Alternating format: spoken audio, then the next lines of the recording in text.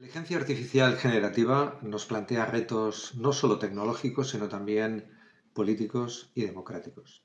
Voy a plantear cuatro. El primero, los límites entre lo verdadero y lo falso. Esos límites se están desdibujando y están además transformando los valores y los atributos con los que identificamos lo verdadero y lo falso. El segundo tiene que ver con que la inteligencia artificial no solamente puede sustituir a personas, sino las puede suplantar. Puede suplantar también su identidad y su personalidad. Y esto es un elemento absolutamente nuevo que nos abre seguramente la posibilidad de que esas suplantaciones puedan dominar o puedan estar por encima también de otros seres humanos. El tercer desafío es la homogeneización tecnológica. La inteligencia artificial, para ser eficiente, busca establecer patrones y establecer síntesis que sean muy eficientes. Eso puede llevarnos a una cierta homogeneización tecnológica y a una pérdida de los matices, de las diferencias, también, digamos, de las diversidades. Y el último gran desafío es el determinismo tecnológico. Podemos perder el libre albedrío, incluso podemos perder el clásico y tan popular el error es humano, nos hace humanos, y ese determinismo tecnológico puede condicionar nuestras vidas. En fin, estos desafíos y otros que son los que van ustedes a plantearse en este congreso son imprescindibles en este momento. La política debe de tomar el control y la regulación de la inteligencia artificial y les deseo lo mejor en estos debates.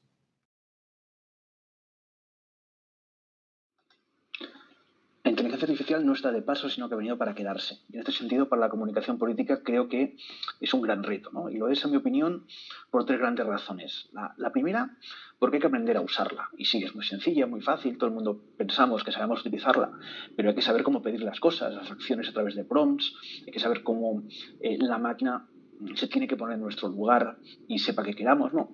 Y eso significa también aprender a comunicarnos mejor nosotros mismos, ¿no? Para indicarle mejor lo que queremos conseguir. Y ese, para mí, es el principal reto. Una segunda razón, un segundo reto, creo que es la autenticidad y la diferenciación. La inteligencia artificial nos puede ayudar muchísimo, sí, y puede pensar mensajes, argumentarios, incluso hacer discursos y que sean buenos, ¿no?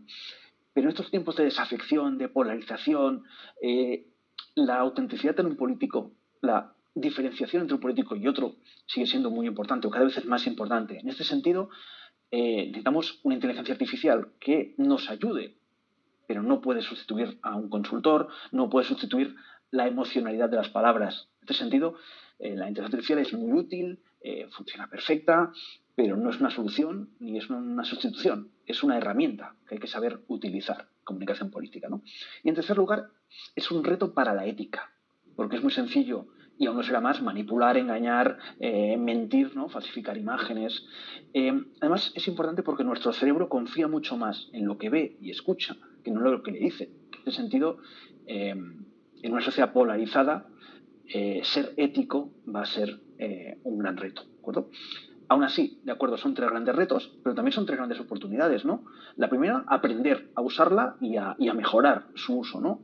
La segunda oportunidad, aprovechar para mejorar los contenidos propios de político y darle un toque auténtico, un toque propio de cada político y política, ¿no? Y finalmente, porque es una oportunidad para mostrar que en tiempos de incertidumbre, de muros, de polarización, de desafección, la ética prevalece. Gracias.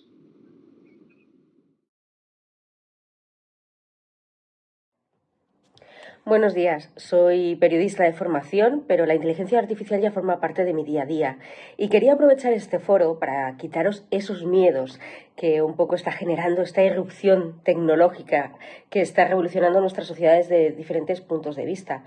Lo primero que quiero deciros es que igual que con la llegada de Internet no desapareció el periodismo, con la llegada de la inteligencia artificial tampoco va a pasar. Lo que está ocurriendo es que nuestro trabajo se está transformando, no solo el nuestro, sino el de otros sectores, del mismo modo que cuando llegó la revolución industrial no es que desaparecieran trabajos, que desaparecieron, sino que se reconvirtieron. Entonces, ahora se están gestando nuevos puestos de trabajo también en la parcela de la comunicación que aún ni siquiera somos capaces de vislumbrar. Esta revolución es imparable. Y realmente lo que tenemos que hacer como periodistas es formarnos, subirnos a ese carro, por decirlo de alguna manera, porque tendrá trabajo siempre aquella persona, aquel periodista que se recicle, que se preocupe, que tenga esa curiosidad que va innata en nuestra profesión y que quiera ir más allá. Y el que no lo haga es el que se quedará atrás. Todos sabemos que el mundo de la comunicación no ha ido cambiando. Cuando estábamos en la época de la radio y llegó la televisión, los cimientos de la radio empezaron a temblar y ahí están las dos que conviven y siguen manteniendo su estatus. Las plataformas también transformaron el mundo de la comunicación. Internet, el periodismo de papel, que ahora es más digital. Tenemos que ser conscientes de que ya es una realidad la inteligencia artificial y que además nos proporciona herramientas fantásticas para ser más productivos en nuestro trabajo, más creativos y sobre todo para llegar más allá, para ponernos retos y hacernos crecer como profesionales.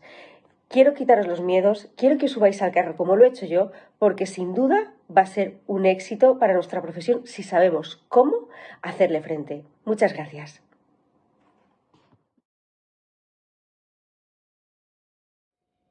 Buenos días, muchas gracias a la MPM por permitirme de nuevo participar en un congreso sobre periodismo, ahora modestamente desde la Sierra de Madrid en vez de desde Valencia, donde me gustaría, pero coincido y por eso me agrada participar en los motivos de esta convocatoria relacionadas con la polarización política y con los ataques al derecho a la información, que yo creo son cruciales en este momento.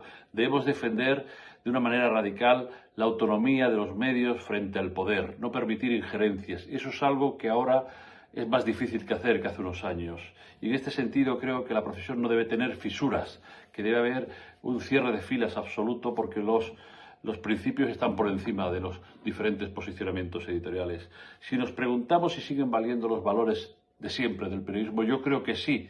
Y el problema está en cumplir con ellos, porque estamos más fiscalizados que nunca, y eso es bueno, y porque el periodismo vuelve a tener muchos enemigos interesados en que la profesión sea débil. Hay muchas amenazas de los distintos poderes públicos, no solo del poder político, pero desde luego también desde él, del impacto de las tecnologías que tanto nos ha ayudado, pero que también nos debilita, y por supuesto del déficit de confianza que tiene ahora mismo el periodismo y la información en las sociedades.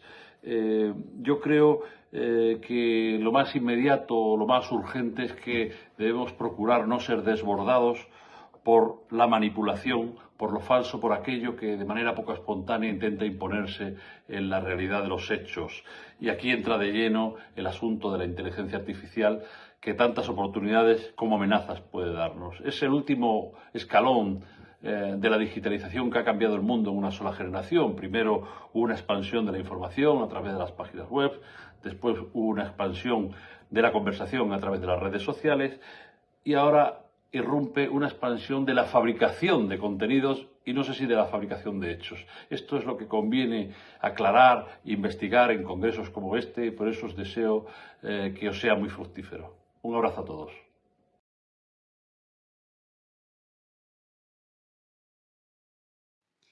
Hola, soy Noa de la Torre del periódico El Mundo y como tengo que hablar de comunicación política en el actual contexto tecnológico, creo que de alguna manera hay que enfocar primero o definir primero cuál es el escenario en el que nos encontramos, ¿no? Y creo que este escenario pasa básicamente o se define sobre todo por la proliferación de medios en los últimos años, lo cual es positivo desde un punto de vista de una mayor pluralidad informativa, pero al mismo tiempo no podemos ocultar que esto ha llevado también a la aparición de pseudomedios, es decir, lo que entendemos como portales o páginas web que no son medios de comunicación, pero que aparentan medios de comunicación, pero que no ejercen, que no hacen periodismo, básicamente porque no siguen ninguno de los códigos deontológicos de la profesión, ¿no?